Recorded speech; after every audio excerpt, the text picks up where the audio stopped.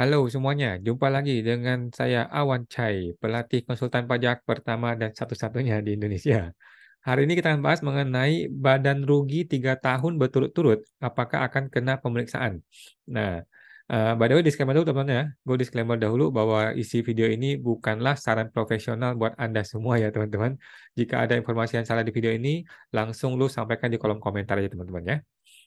Nah, pertama kita bahas kenapa kita mesti takut gitu ya. Kenapa orang tuh takut gitu. Kalau rugi 3 tahun bakal diperiksa memang kenapa gitu. Nah, ini asal muasal tuh karena diri kita sendiri teman-teman ya. Diri kita sendiri itu ada perasaan bahwa gue ini penjahat, gue ini salah gitu loh. Nah, ini mindset yang kurang tepat guys ya. Ini mindset yang kurang tepat. Jangan sampai teman-teman jangan biarkan keraguan-raguan dalam pikiran lu itu membuat lu terus berada dalam lingkaran ketakutan dan merasa bersalah gitu teman-teman. Ini lingkaran setan teman-teman ya. Ini mengurangi kesehatan mental ya teman-teman. Nah, padahal teman-teman seringkali yang gue lihat tuh kita nggak salah kok sebenarnya ya. Atau lebih tepatnya tidak ada kesengajaan untuk disalah gitu teman-teman. Dan sebenarnya sih kita harus siap aja kalau memang terjadi pemeriksaan, ya udah kita siap pemeriksaan dan kalau ada yang pasti gue bayar gitu. Nah, itu mindset yang betul teman-teman ya. Nah, mungkin lu pernah dengar ke teman-teman, mereka-mereka yang sampai kena pajak miliaran atau puluhan miliar bahkan sampai bangkrut gitu ya. Mungkin lu pernah dengar cerita di mana-mana gitu. Itu berbeda teman-teman ya. Itu beda dengan kasus lu, percayalah sama gua. Kalau Anda masih orang ragu-ragu, maka itu berbeda teman-teman ya. Mereka itu memang orang-orang yang mungkin menghindari pajak dengan sengaja gitu.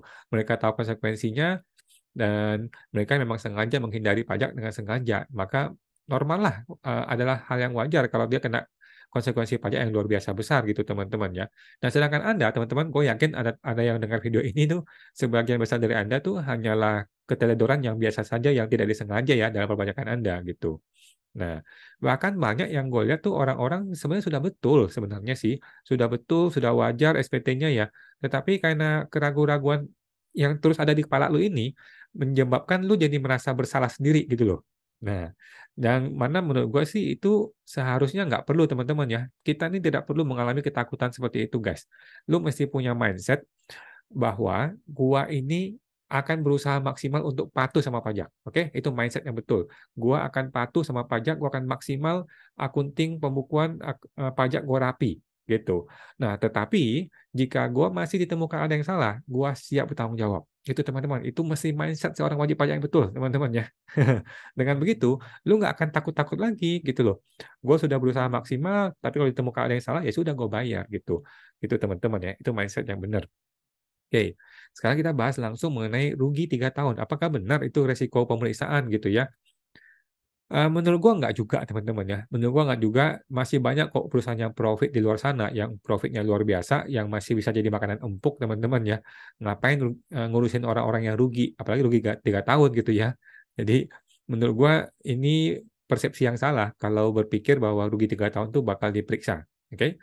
Nah, kalau SP2DK sih ya hal yang wajar teman-teman ya. Lu nggak usah takut dengan SP2DK. SP2DK itu kan tidak punya kekuatan hukum. SP2DK itu hal yang bagus teman-teman. SP2DK itu adalah upaya persuasif yang normal, yang wajar dari AR untuk kasih lu kesempatan untuk klarifikasi gitu loh. Lu nggak langsung ditembak, lu nggak langsung ya walaupun ada oknum tertentu gitu ya. Tetapi lu tidak langsung dikasih keputusan harus bayar pajak, tidak gitu. Itu hanya terjadi di pemeriksaan dan nah, kalau SP2DK enggak, lu dikasih kesempatan untuk mengklarifikasi. Nah, by the way, sebenarnya KPP itu bebas, teman-teman ya. KPP itu bebas aja, mau kasih SP2DK, mau kasih pemeriksaan, mau bukper, itu bebas-bebas aja, suka-suka dia, teman-teman ya. Eh, Anda nggak bisa protes, gua kok nggak ada SP2DK, tiba-tiba pemeriksaan, nggak bisa protes begitu, teman-teman ya. Tidak ada aturan mesti SP2DK dulu, mesti dipanggil dulu, nggak ada. Suka-suka dia, suka-suka KPP, teman-teman ya. Jadi bebas, KPP negara itu punya kebebasan untuk menerbitkan SP2DK ataupun pemeriksaan. Oke. Nah, kita sendiri teman-teman, kita juga tidak bisa mengkondisikan nih, gimana ya supaya potensi SP2DK gue mengecil, gimana ya supaya potensi pemeriksaan gue lebih lebih rendah dibanding orang lain gitu loh. Nggak ada teman-teman ya. Eh, Tidak ada satu formula yang tepat di mana Kalau SPT gue seperti ini, maka gue akan lebih rendah potensi untuk pemeriksaan. Kalau SPT gue setting seperti ini, maka gue akan lebih kecil kemungkinan kena periksa. Nggak ada hal seperti itu, teman-teman ya. Kita semua ini bukan peramal, kita nggak bisa meramal gitu. Kadang-kadang nggak ada angin, nggak ada hujan, tiba-tiba ada pemeriksaan. Kadang-kadang nggak ada angin, nggak ada hujan, tiba-tiba SP2DK. Kadang-kadang ada orang brengsek, salah terus laporannya. Nggak juga kena apa-apa, juga banyak gitu, teman-teman ya. Nah, jadi eh, tidak perlu ada ketakutan seperti itu dan tidak perlu juga kita berusaha mengkondisikan SPT kita supaya dengan cara tertentu di mana kita berpikir oh cara seperti ini akan bisa menghindarkan pemeriksaan atau SP2DK. Enggak, teman-teman ya, percaya sama gua. Kalau ada konsultan yang bisa kasih lu janji gua setting seperti ini nih, maka ini akan lebih rendah potensi pemeriksaannya. Itu konsultan bohong, teman-teman ya. Jangan percaya, teman-teman. Oke. Jadi menurut gua biarkan saja teman-teman ya, biarkan saja laporan kita itu seperti itu apa adanya. Kita ini berusaha maksimal bikin laporan akunting dan pajak yang betul, yang jujur, yang real, yang patuh, apa adanya dan lengkap teman-teman. Gitu. Nah, sehingga kalau lu sudah jujur, lu sudah rapi, sudah benar, kalaupun ada pemeriksaan, paling kenanya itu nggak besar, teman-teman. Karena kecil kok gitu, teman-teman ya. Banyak gue lihat orang, gue lihat banyak sekali orang yang tiap tahun langganan pemeriksaan juga banyak ya, di mana hasil pemeriksaan itu nggak ada apa-apa gitu, cuma kosong atau kecil pajaknya gitu. Kalau kecil ya udah bayar gitu. Itu hal yang biasa, teman-teman ya. Nah, teman-teman tidak perlu membandingkan diri Anda dengan mereka-mereka nih, para mafia di luar sana nih, yang sekali kena pajak itu sampai miliaran, puluhan miliar, ratusan miliar ya. Itu beda teman-teman ya. Itu memang mereka itu ada upaya kesengajaan untuk menghindari pajak gitu loh. Kalau lu kan enggak teman-teman ya. Nah, gue yakin teman-teman di sini adalah orang-orang yang berusaha untuk jujur teman-teman ya. Gue yakin lah ya. Nah, kemudian kita mesti pahami ini teman-teman ya. Apa solusinya sekarang ya? Jadi solusinya apa nih? Jawabnya adalah, lu nggak usah pikirin teman-teman ya. Lu nggak usah pikirin rugi ini tuh bakal kena pemeriksaan atau enggak sih. Nggak usah dipikirin teman-teman ya. Jawabannya sudah jelas. Bisa iya, bisa tidak. Gitu teman-teman. Jadi, janganlah gara-gara kita takut dengan pemeriksaan, terus lu berusaha untuk memanipulasi laporan SPT lu, yang rugi tadi itu, yang rugi, lu bikin jadi untung. Gitu kan banyak orang gitu ya. Banyak orang SPT rugi, dia paksa jadi untung. Itu salah teman-teman ya. Itu blunder teman-teman ya. Ini salah mindset gitu teman ya. Maksudnya salah. Jadi lu berusaha mengentertain ketakutan lu itu dengan membuat manipulasi laporan gitu loh. Yang tadinya sudah betul, lu bikin jadi salah sekarang. Gitu teman-teman ya. Yang tadinya sudah benar laporannya, lu bikin jadi salah hanya untuk mengentertain ketakutan lu supaya gue nggak rugi gitu loh. Salah teman-teman ya. Nanti malah malah membuat jurnal-jurnal yang aneh-aneh yang harusnya tidak ada lu bikin ada gitu hanya untuk memanipulasi SPT itu gitu teman-teman ya. Jadi jangan seperti itu. Jadi sekarang kita mesti kembali ke basic. Kembali ke basic artinya apa? Kita mesti tanya ke diri sendiri, teman-teman. Menurut lu gimana? Lu merasa gimana? Kan Anda pengusahanya nih kan? Lu kan pengusahanya. Menurut Anda, apakah lu memang rugi? Gitu loh. Tanya, tanya ke diri sendiri, teman-teman ya. Nah, jangan-jangan nih, jangan-jangan teman-teman ya, ada biaya-biaya yang tidak seharusnya ada di PT, contohnya gitu. Jangan-jangan lu rugi karena lu terlalu banyak membiayakan pengeluaran pribadi ke PT, contohnya. Itu contoh teman-teman ya. Nah, tinggal tanya ke diri sendiri, teman-teman. Kalau memang ada seperti itu, ya kita tinggal buang aja biaya tersebut, atau kita koleksi fiskal, kan beres ya. Nah, atau jangan-jangan ada omset yang belum dilaporkan. Mungkin lu PKP tetapi ada omset yang nggak pakai PPN. Itu salah ya, tidak boleh teman-teman. Atau mungkin lu punya omset yang besar tapi lu lapornya lebih kecil. Itu tidak boleh teman-teman ya. Nah, siapa tahu gara-gara itu omsetnya lu turunin tetapi beban-beban biaya tetap gede. Akhirnya lu merasa terjadi rugi gitu teman-teman. Nah, itu nggak boleh teman-teman ya. Atau jangan-jangan lu ada jual barang di bawah harga market nih. Nah, itu nggak boleh teman-teman ya. Kalau lu orang orang lain jual handphonenya 10.000, 10 juta gitu ya. Lu jual handphonenya 8.500.000. Memang lu menang persaingan, lu punya profit jadi lu punya omset jadi besar, tetapi kan profitnya jadi kecil sehingga lu jadi rugi. Itu teman-teman. Nah, jangan seperti itu teman-teman yang usahakan. Itu namanya persaingan tidak sehat, teman-teman. Lu tidak boleh melakukan persaingan tidak sehat. Jualah barang dengan harga yang wajar. Harga market normal maksudnya ya. Nah, jadi setelah lu bertanya ke dalam diri sendiri, melihat ke dalam diri sendiri, kalau ternyata lu menemukan bahwa oh ternyata memang gue yang salah, gitu ya, ternyata memang kita yang salah, maka lu perbaiki teman-teman, lu perbaiki SPT-nya ya, jangan tunggu pemeriksaan ya guys, jangan tunggu pemeriksaan, lu perbaiki sekarang. Nah, eh, tetapi ketika ketika lu merasa yang sudah benar, maka sudah betul gitu. Kalau lu merasa salah, maka lu harus perbaiki langsung. Oke. Nah, gua sendiri tidak setuju untuk orang itu merubah-rubah laporan, memanipulasi laporan hanya gara-gara takut gitu loh. Yang nanti benar malah jadi salah gitu, hanya untuk berusaha memaksakan SPT jadi untung. Itu salah juga teman-temannya. Nah, tapi kalau memang ada yang salah, kita perbaiki. Kalau memang kita nggak salah, ya sudah nggak apa-apa, gitu ya. Jadi kalau lu sudah yakin, lu sudah betul gitu ya laporannya, data-datanya lengkap, nota-notanya lengkap semua, akunting sama pajak sudah rapi, ya udah lu nggak usah khawatir gitu teman-teman ya. Nah, yang penting tuh ready. Yang penting kita harus ready dengan data gitu, siap dengan data, siap dengan dokumen, siap dengan akunting yang lengkap gitu teman-teman ya. Lu ingat teman-teman ya, gue selalu ngomong bahwa akunting adalah tulang punggung perusahaan teman-teman. Kenapa akuntan tuh mahal? Karena akunting itu adalah tulang punggung dari perusahaan gitu. 99% masalah tuh muncul gara-gara akunting tuh yang nggak lengkap, yang nggak rapi gitu. Tetapi 99% masalah akan sembuh, akan selesai gara-gara akunting yang rapi gitu teman-teman ya. Ini akunting itu tulang punggung dari perusahaan tuh. Nah, jadi pemeriksaan itu teman-teman, pemeriksaan atau SPD-ODK bukanlah hal yang perlu kita takuti, bukan juga hal yang perlu kita hindari, nggak perlu teman-teman ya. Sewaktu-waktu dia bisa datang tanpa ada peringatan terlebih dahulu, gitu ya. Jadi kita harus selalu siap dan standby. Itulah tugas kita teman-teman. Oke. Nah, tapi ini teman-teman ya, ada satu prinsip yang namanya substance over form. Nah, apa ini? Ini baru muncul di Undang-Undang HPP tahun 2021 ya, substance over form. Oke. Kita akan baca dari DDTT News ya teman-teman. Gua akan sharing nih. Gua coba akan sharing. Kita baca dari DDTC News ya. Ini konsep mengenai substance over form. Oke. Ini baru muncul di Undang-Undang HPP tahun 2021.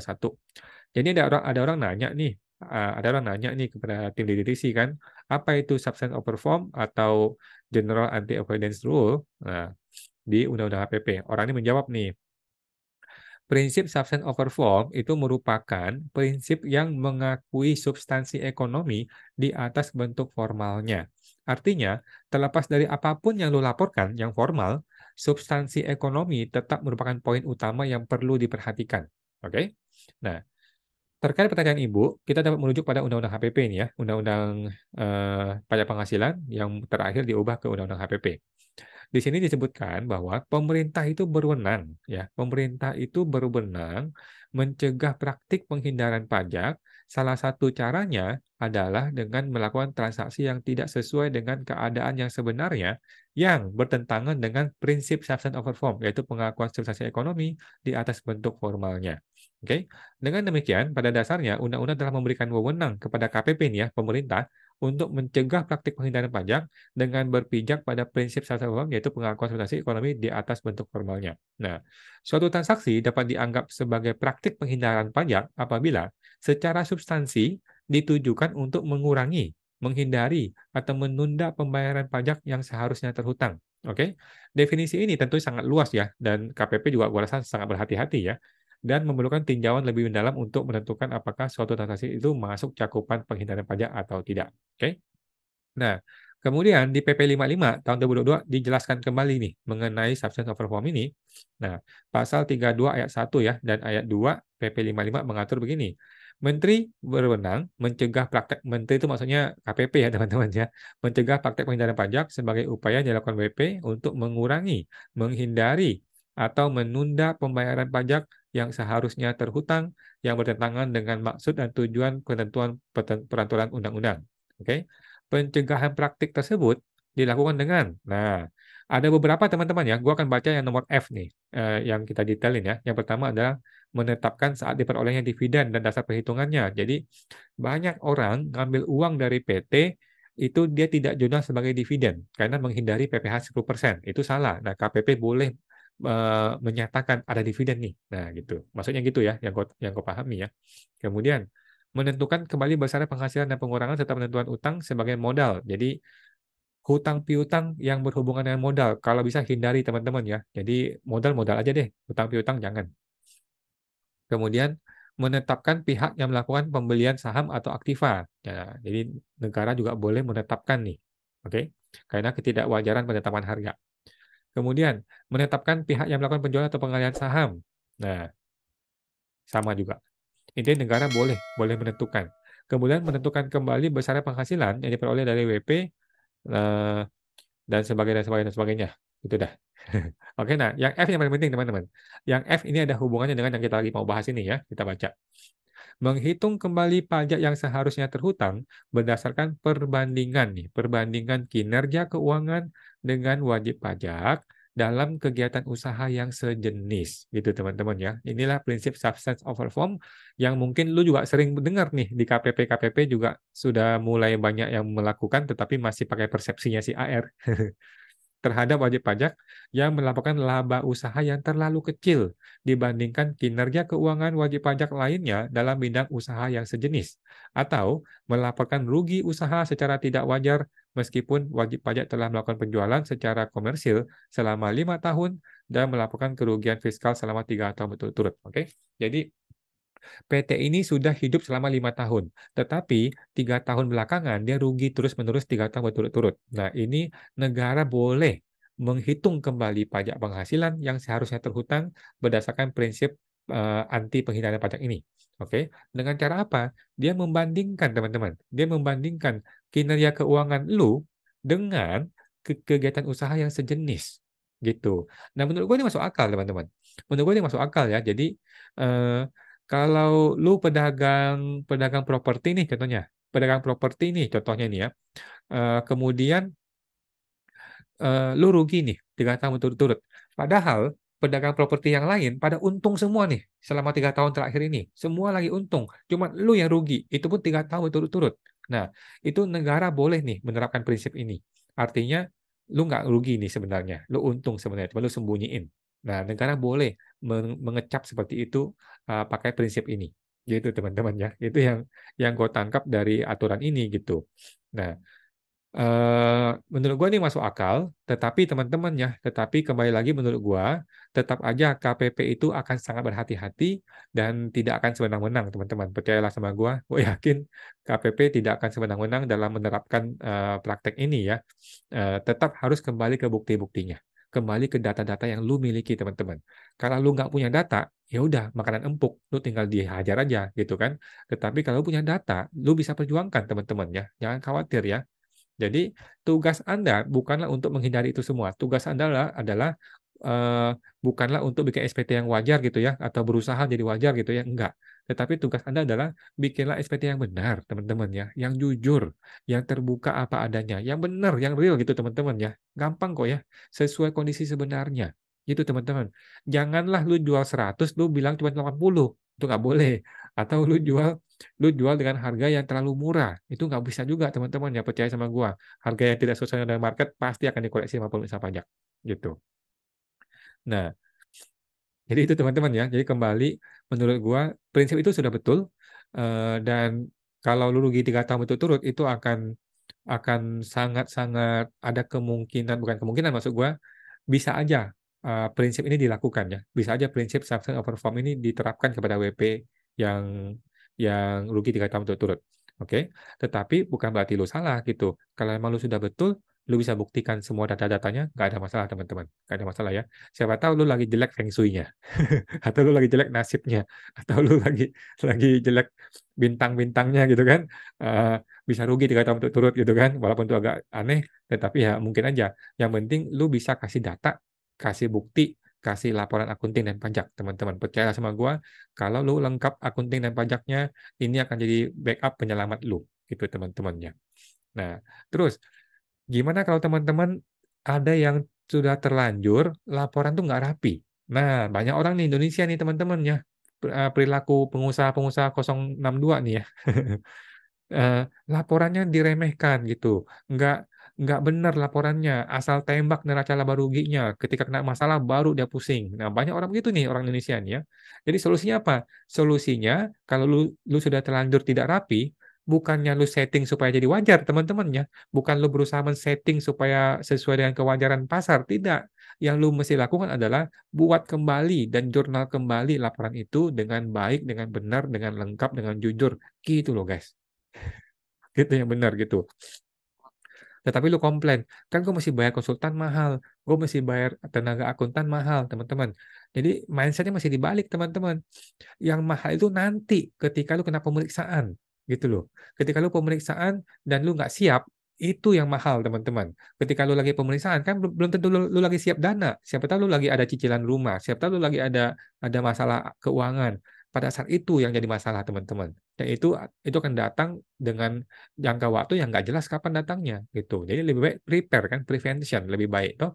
Jadi lebih baik lu bayar orang sekarang untuk ngerapiin akuntingnya, dirapiin betul-betul, dirapiin dan jadi benar laporannya, daripada lu hemat sekarang, tetapi ketika kena nanti jadi luar biasa besar, gitu, teman-teman, ya. Itu gampang, teman-teman, ya.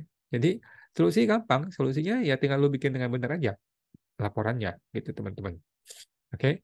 Nah, kesimpulannya apa? Kesimpulan gue adalah teman-teman nggak usah pusing dengan hal-hal yang eksternal, ya, yang di luar kendali kita. Gimana AR gue nih? Gimana supaya dia nggak periksa gue? Gimana supaya dia nggak SP2DK gue? Itu kan hal eksternal, ya, hal eksternal. Lu nggak bisa mengendalikan pikirannya si AR. Suka-suka dia. Kalau dia lagi mood mau SP2DK, suka-suka dia. Kalau dia lagi mood mau pemeriksaan, ya terserah dia, nggak ada masalah, teman-teman, ya. Nah, jangan kita pusingin hal-hal seperti itu yang di luar kendali kita. Kita mesti kembali ke diri sendiri. Di sinilah kita bisa mengendalikan, ya toh? Kita bisa mengendalikan perusahaan kita bisa mengendalikan diri kita bisa mengendalikan laporan keuangan kita, ya toh? Nah, kita rapikan, kita perbaiki akunting dan pajak internal kita, teman-teman, ya. Di sinilah kunci masalahnya dan juga kunci obatnya nanti kalau ada masalah, gitu, ya. Akunting yang jadi tulang punggung perusahaan dan dilampirkan dalam laporan pajak, dan semua data-data dan dokumen dan bukti itu harus lengkap semua, gitu, teman-teman. Di sinilah kuncinya, ya. Mulailah jadi orang yang rapi itu, teman-teman. Karena ini konsekuensi dari lu berusaha, ya. Nah, langkah-langkahnya apa? Yang pertama, langkah-langkahnya adalah kita mesti lihat ke diri sendiri, teman-teman, ya. Jika memang ada yang belum benar, kita perbaiki. Gitu, gampang kok. Ini lu nggak akan kena penjara gitu, tetapi lu harus ada kemauan untuk memperbaiki diri gitu. Dan kalau memang ada uang yang masih dibayar, mungkin bayar konsultan atau bayar tenaga akuntan, memang itu perlu dikeluarkan, teman-teman, ya, perlu dikeluarkan, ya. Jangan hemat-hemat di situ. Nah, jadi kemudian kalau dipanggil oleh AR atau SP2DK, ya nggak apa-apa, teman-teman. Kita jelaskan apa adanya. Janganlah begitu datang surat, lu langsung takut, langsung keringat dingin, nih apaan nih? Nggak usah gitu, teman-teman. Ini hanya SP2DK saja, hanya permintaan penjelasan data saja, gitu. Kemudian, kalau pemeriksaan, ya nggak apa-apa juga, teman-teman, ya. Bahkan bukber juga nggak ada masalah, gitu. Ini hal yang biasa. Pemeriksaan itu bukan berarti lu salah, ya. Pemeriksaan itu adalah untuk menguji kejujuran lu atau kebenaran lu, gitu. Bukan berarti lu salah, gitu, teman-teman, ya. Nah, selesaikan pemeriksaan itu dengan baik-baik, gitu loh. Sertakan dengan bukti-buktinya, dokumen, data, semua yang kita diperlukan oleh pemeriksa, kita kasih ke mereka, gitu. Nah, janganlah kita punya mindset itu, aduh, gue nggak mau ribet nih, gue nih pengusaha, gue ini sibuk, gue bayar aja deh. Nah, jangan itu, teman-teman, ya. Itu akan terjadi negosiasi, terjadi korupsi dari situ, gitu, ya. Jadi korupsi itu dimulai dari eh, si WP, bukan dari si AR, teman-teman, ya. Korupsi itu dimulai dari WP karena lunya sudah tahu lu salah, lu tidak mau memperbaiki diri, dan lu maunya jalan pintas, nggak mau ribet. Nah, itu salah, teman-teman, ya. Itulah akar dari korupsi, teman-teman. Nah, jadi ribetnya akunting maupun pajak itu memang adalah konsekuensi wajar dari lu jadi pengusaha, gitu. Sebagai pengusaha, konsekuensi wajarnya adalah bikin laporan akunting yang lengkap, gitu, teman-teman, ya. Jangan diremehkan, akunting dan pajak jangan diremehkan. Lu harus seriusin.